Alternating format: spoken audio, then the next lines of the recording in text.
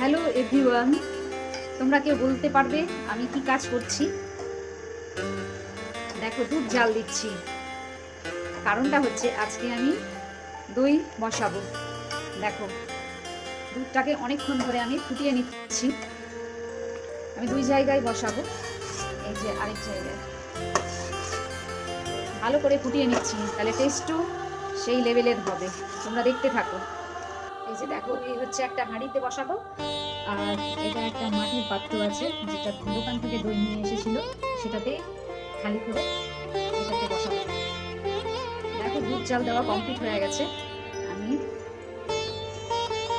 এবার দুধটাকে ধীরে ধীরে ঢেলে নিচ্ছি।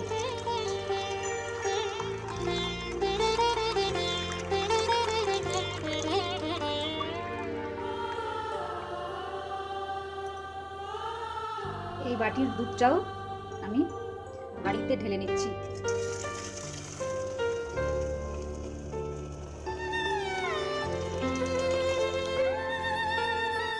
কিছুক্ষণ পর এই 1 চামচ দই রেখে দিয়েছিলাম, এটাকে সেই দুধের মধ্যে দিয়ে দেবো।